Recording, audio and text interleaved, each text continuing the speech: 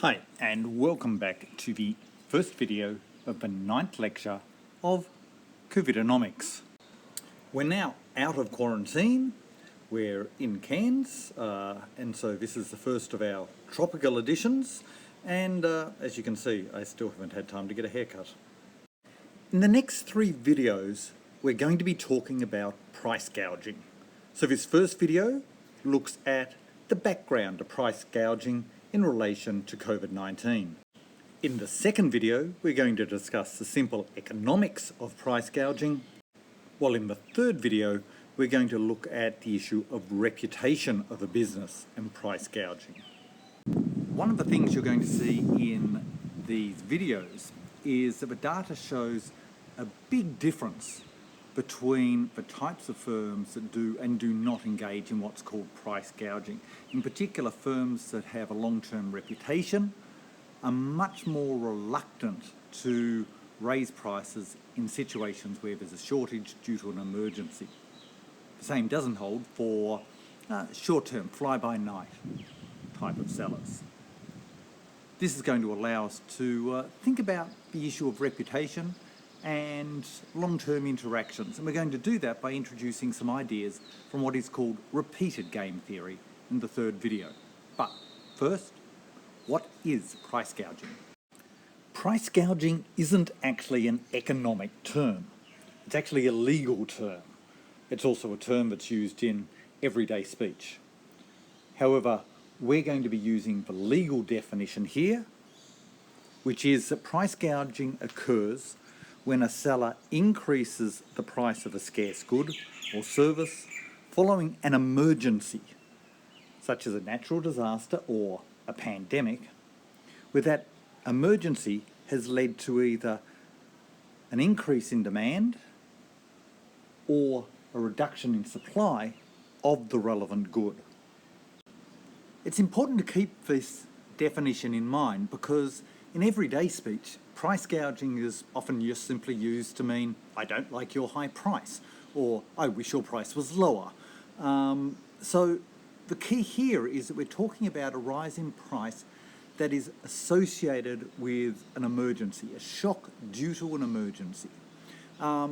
It's not an economic term because if you look up the back of most economic textbooks, and if you look up price gouging, you'll be lucky to find it. It really is a legal term, and so we're going to take that legal approach here.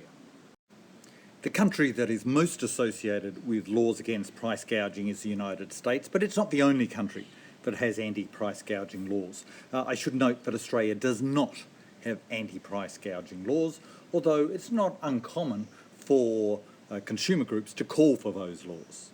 Wikipedia summarises the US price gouging laws that exist in 34 states, and they really say there's 3 critical elements to these laws. First, it's got to be a period of emergency. In general, what has to happen is somebody has to declare a state of emergency for the laws to be in place. Second, in general, the laws only cover necessary items, for example, fuel or food products, in the case of a storm, a cyclone, a hurricane. In the case of something like a pandemic, it might cover things like face masks, hand sanitizer, cleaning products, and so on. And the third part is that the law involves some sort of restriction on the sellers. For example, it might be that the seller isn't allowed to sell those products at a price above the average selling price for the last 30 days. That applies in some states. In contrast, in some other states, it is that the price can't be more than 120% above the average for the last 30 days, and so on. But in general, what is happening here is a restriction on price increases after the disaster occurs compared to the situation before the disaster occurred. Just to give a couple of examples, there are anti-price gouging laws in California. They restrict price increases to 10% above the pre-emergency level. Florida also has anti-price gouging laws, but it's much vaguer. It says that you can't have a price increase that grossly exceeds the average price in the 30 days leading up to the emergency. Some other states have different laws, but they all follow this same sort of pattern. While Australia doesn't have general price gouging laws, it should be noted that in early April, the federal government did act under emergency powers to limit price rises on essential items such as face masks, gloves, gowns, hand sanitisers and so on. The price rises were limited to 120%. The potential fines were $63,000 or 5 years in jail.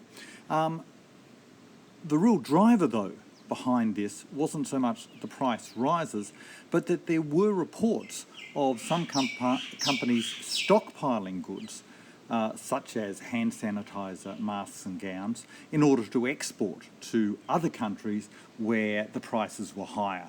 So probably the key behind the Australian laws was to prevent that exporting from Australia of what were considered critical products. So how big a problem were these price rises during the COVID-19 pandemic? Here is some data from Amazon in the US, looking at 3 particular products and how those prices changed from January, essentially before people were reacting to the pandemic, through to early March when most countries had introduced lockdowns. So it was a 2-month period, January and February, when people were really responding to this new threat of a pandemic. And I want you to focus on the yellow line first. The yellow line is referring to what we can call third-party sellers on Amazon. So they're not Amazon itself, but rather they're parties that use the Amazon marketplace. So what happened? Let's start off by looking at disinfecting wipes. Notice that the price in January starts off probably somewhere around $15, $16 for the pack, and at its height in early March ends up hitting close to $40, a more than 200% increase. What about if we start looking at hand sanitizer? Well, it starts off at around about $25 back in January. It gets up to probably about $70, $75 in early March before suddenly plummeting towards the end of this survey period. And for N95 masks, they're the masks that provide the greatest degree of protection for the wearer from COVID-19. Remember, when we look back at our mask video, we noted that for most masks, such as for standard face coverings, homemade cloth masks and so on, the big protection is not to the wearer but to others from the person wearing the mask, if the person wearing the mask is infectious. However, N95 masks provide a higher degree of protection to the wearer themselves. And again, if we follow the yellow line, the third-party sellers starts off around about $30 in early January and gets up to a high here of a bit over $160, again before plummeting back to the end of the survey period. These are pretty clear examples of what the law refers to as price gouging. Remember, it's a legal term. So if we're talking about a significant price increase, say more than 20%, due to a disaster such as COVID-19, then each of these products had a price rise of significantly more than 20%. So legally, what we're seeing here is probably price gouging. One thing, however, I want you to pay attention to, because we're going to come back to it in the third video, is the different behaviour by Amazon itself, that grey line that we've got there. The difference is that for products sold directly by Amazon, there were some price rises, but they were much more moderated and they fell away much quicker. For example, when we're looking at hand sanitizer. Why would Amazon direct sales behave differently to third-party sales? We'll get to that. One thing though before finishing up this background is to ask, if the laws against price gouging are in place, do they actually work? Do they have an effect on price rises and seller and consumer behaviour? That's a question asked in a new paper by Chakraborty and Roberts. What is the effect of price gouging laws? It's available on the Social Science Research Network. What Chakraborty and Roberts do is they consider states with price gouging or anti-price gouging laws. They're called law equals 1 states. They're given by the darker line here. They compare them with states where there are not anti-price gouging laws, given by the lighter line here. And they look at Google search data to see how searches differ between those two groups of states for particular products that were in high demand, affected by COVID-19. So, for example, the diagram that I've got here focuses on hand sanitizer search. And what they show here is that there is a systematic difference in the level of searches on Google for hand sanitizer between the states that have price gouging laws and those that do not. The states that have price gouging laws have much higher levels of search activity going on for these products. Your immediate reaction might be, well, why? Why is price gouging law leading to a higher level of search? Surely the point of price gouging laws is to make sure that the market continues to work smoothly, that your standard stores don't run out of hand sanitizer. Why are people searching for this stuff? Well, unfortunately, the economics says that that simple story is, well, wrong. If you have a price cap in place, you know from your first year economics that that's going to lead to a shortage.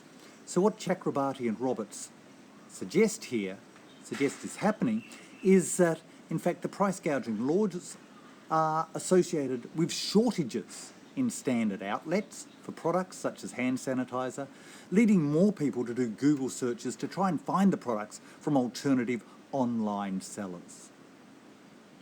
So what you're seeing here in their data is suggests that not only are the laws having an effect, but they're having an effect in line with the simple economics.